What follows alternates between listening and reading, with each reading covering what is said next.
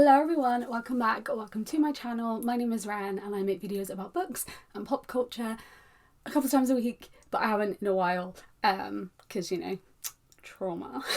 I feel the best I felt about making videos again than I have in a while. Obviously I sort of made like a tentative return, but I feel the best I have. I have been discharged from therapy, which has been wonderful. A lot was going on, took a break, everyone was really good about it. I really wanted to just make a video again, I wanted to be creative again, and I read a lot of books in August, like the most I've read in a while in 1 month. So I thought I would do a little like wrap up, I guess, and talk about those books. Some of them I really didn't like, some of them I absolutely adored.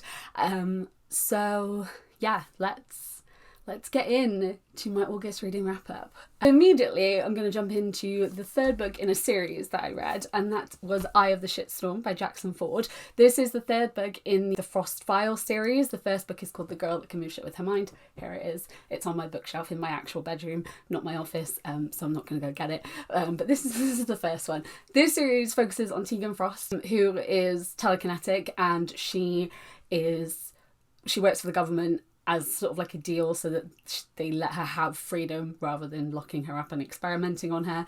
And lots of stuff goes down in Tegan's life. And the first one is like I said, she works kind of undercover and does these jobs and then figures out that maybe she's not the only one with abilities like hers. So it is everything from there. This is the third one. There's 4 books currently. I'm really excited to get on to book 4. It is a series that for the first time in a while I read the first one and I finished it at night time, and before I could go to Waterstones to get like the physical copy of book 2, I bought it on my Kindle because I couldn't wait to start it. So I absolutely loved this series. I think it's really cool, it's really fun, it's a really cool way of doing the whole telekinetic working for the government type thing, and I just love the way Jackson Ford does it. So absolutely brilliant series. And I finished book 3. I would give this one, I think, 4 out of 5 stars. Very good twist at the end. Then I read Mina and Undead by Amy McCall. I really love the cover of this. It looks like an old VHS because it's set in the 90s, so I like the way they do it. It looks like the Be Crime Rewind and then the VHS at the bottom. I think it looks really cool. For those of us that remember VHSs and used to go down to Blockbuster on a Friday, Saturday night and get one of them. This is set in New Orleans in 1995. Mina goes to New Orleans. She's from England and her sister is also from England, but her sister is at university in New Orleans and she goes to visit her, and Mina's mom left them a few months prior, and their relationship's been a bit strained since, Mina and her sister. So she goes to visit her in New Orleans, and it is during one of the like fang festivals, and there's a girl is killed, and there's other killings, and they start to realize, is this someone trying to recreate the myths of these vampire killings that happened ages ago, or is there something a little bit more to the whole story? I did enjoy this one. It was fun. I genuinely wasn't expecting what happened to happen. Like, I was expecting it, but I wasn't expecting it in the way that it happened, if that makes sense. And I feel like when all the action went down, it was a little like it went kind of to building it, and then it was very, very, very fast.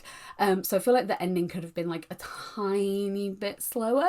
But I had a lot of fun reading it. I haven't read a vampire book in a really long time, and I had a lot of fun. I gave this one 3 stars. And yeah, I thought it was really fun. It's going to have a sequel, which I think comes out, I don't know if it's like September or October. It's the end part of this year.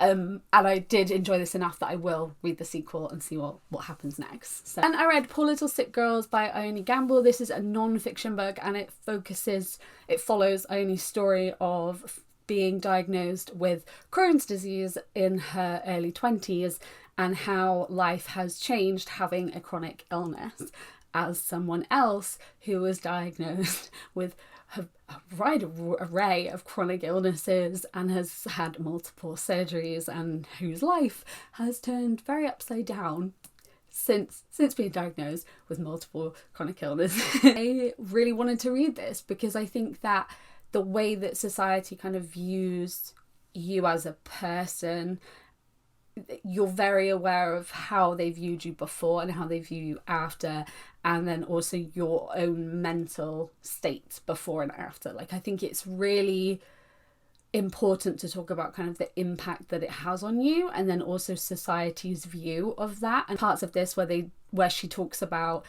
like not wanting to take up as much space and not saying how you're actually feeling because you don't want to inconvenience people and you don't want to take up that space where actually you fully deserve to take up that space.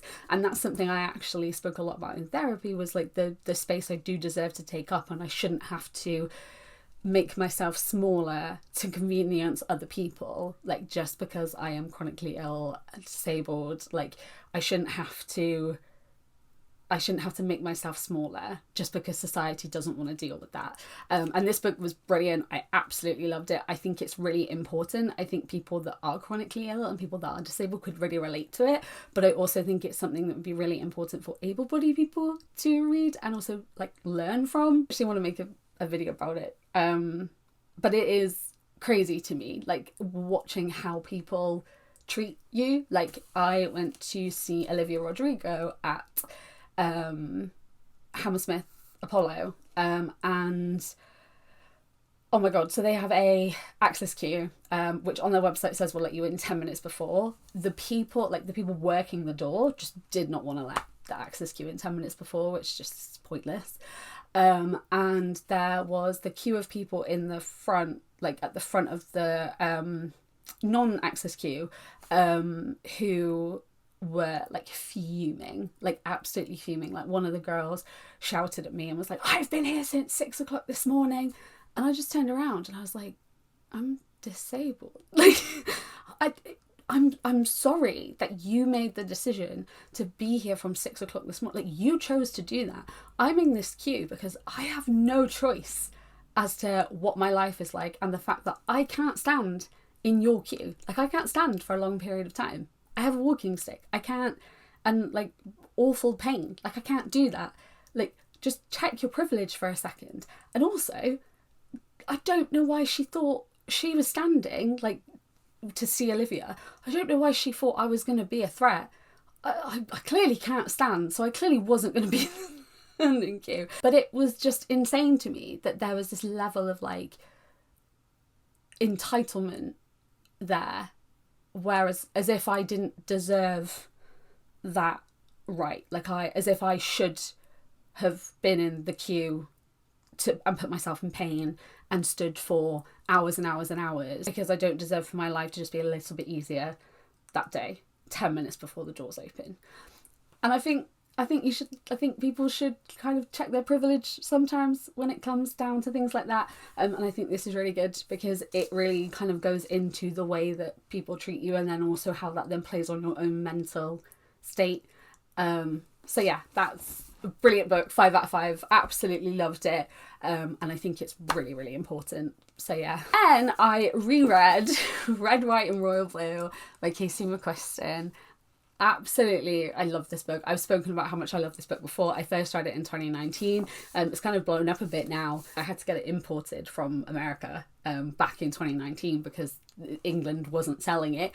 I reread it. I absolutely love it. Every time I reread it, it just gives me so much joy and so much happiness.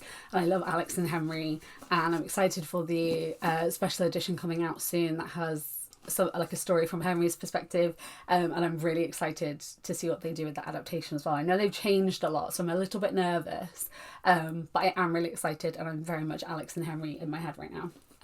So I made a Spotify playlist for them. I might link my Spotify playlist for them down below. The Casey McQuiston train, I also read One Last Stop, so Red, White and Blue, 4.5 out of 5 stars. One Last Stop, 5 out of 5 stars. Oh my god, like, so good. This is like a love letter to New York.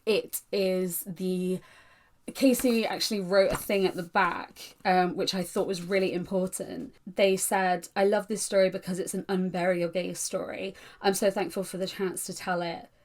I'm so thankful, reader, you've chosen to read it. And I think that that's so true. It really is a unburial gaze story, and it's so unapologetically queer, and there's so much about it which just celebrates that. And I loved the characters. I loved the way that the characters were developed. I loved how August found not only this love but also this amazing friendship and this sort of home and found family around her, which I just thought was so good. And I love it. I loved it. I loved it. It was and then on the Casey McQuiston train, I also read I Kissed Shara Wheeler, which focuses on a girl called Chloe Green who kisses Shara Wheeler, and then Shara Wheeler kind of just disappears and leaves loads of clues. And I was a bit nervous because I was like, is this going to be like Paper Towns? And I really didn't like Paper Towns. So I was a bit reluctant. First it kind of felt like that, and actually Paper Towns is referenced like at the start of this book, and I was like, oh no. But I did actually really enjoy it. Like by the time it got to the end, I loved the way that it was written. It was interesting because this is Casey's first YA book, because Red, White and Royal Blue and One Last Stop are adult fiction, and this is Casey's first YA book. But I did really enjoy it. I had fun reading it. I loved the way that other things were explored in it as well. And I think Chloe had a lot to sort through that wasn't just trying to find Shara, and kind of the fixation on finding Shara became kind of a way to ignore the other things that she was focusing on. So I think that Casey did that really well and kind of explored those things. I'd give this one, I think, 3.54 stars. Now onto the books that did not. I didn't love these books. The first one is Boyfriend Material by Alexis Hall. I've had this book on my TBR for a very, very, very long time, and it just failed to hit like the mark. Like, people told me, if you're a fan of Red, White and Royal Blue, you'll love Boyfriend Material, and I didn't love Boyfriend Material. Is this book, I'm asking this as a genuine question, is this book supposed to be a parody of a romance? Because it read like that. Like, there was so much in it that just felt like a massive joke, but like we were supposed to take it seriously. And I don't know if we were supposed to take it seriously or not, but it felt like we were supposed to, but it didn't read like that. And there were moments that were serious, and then moments that it just felt really bizarre. Like, I don't really understand the reason why they had to pretend date. I really don't get like the relationship. Like, they would fight about one thing and then you'd think it was resolved, and then they'd like fight about it again, even though they'd already kind of resolved it. And there's a sequel called Husband Material, and I was reading the Goodreads review for the sequel, and apparently it's just the same. Like, there's no character progression, there's no like plot development, and this is what this felt like. Like, it felt like there was just, by the end of it, there was just barely any like growth. But I like, how am I supposed to take this book seriously? Like, I have no idea. But regardless, I just, not a fan.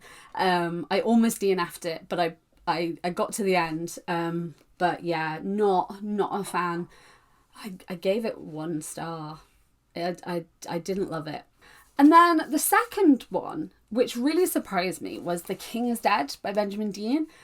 Now, I loved this book for the first like 10 or so chapters. I had a lot, like, it was really good. I love the way they did it. Like, I thought it was really well done. And I love Benjamin Dean's writing. Like, I have Me and My Dad at the End of the Rainbow, and also The Sunshine Project. Like, I really, really love Benjamin Dean's writing, and I loved the start of this, but I didn't love the end. And I think the ending is what let it down. Like, what the mystery actually was, like, when you got to the twist. I felt like it wasn't like massively predictable, but it was like a bit disappointing, if that makes sense. So I gave this one 2 stars. I would maybe push it to 2.5, because I did really love the start, and I loved the way that it did it, and I loved the exploration of like the royal family within this. But I feel just the ending and like who it was, and one of the twists I think was quite predictable, but the other one wasn't predictable, but it was a bit disappointing. So yeah, I'll say 2.5, because I did have a lot of fun at the start, and I was texting my friend who really liked it and was saying like I really enjoyed the start of it, but yeah, it just let me down at the end. So We'll go with 2.5. And then finally, I haven't finished this book yet, but I started it in August, so I thought I would talk about it. And that's When You Call My Name by Tucker Shaw. This book is set in New York in the 1990s, and it follows two different characters. So there's two perspectives. There's Adam and Ben. I absolutely am loving this so far. I've been swapping between reading the physical copy and then also listening to the audiobook when I've been on walks or in the car. So that's been really good. And I'm really enjoying both reading it and also the audiobook is a really, really good audiobook.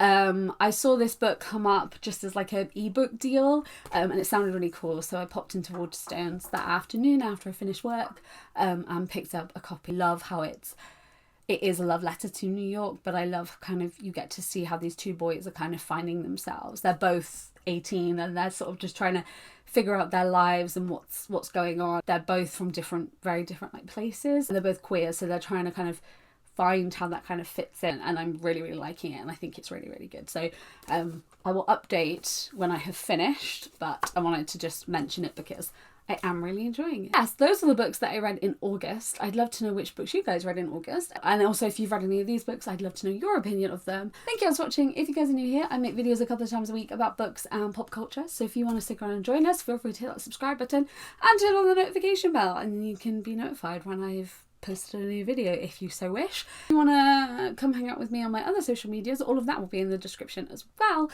as my podcast. I have a Stranger Things podcast. It is called Hawkins Do You Copy. I co-host it with my friend Emily and we talk about all things Stranger Things. So if you're a Stranger Things fan, come check us out. Thank you guys for watching and I will see you next time. Goodbye!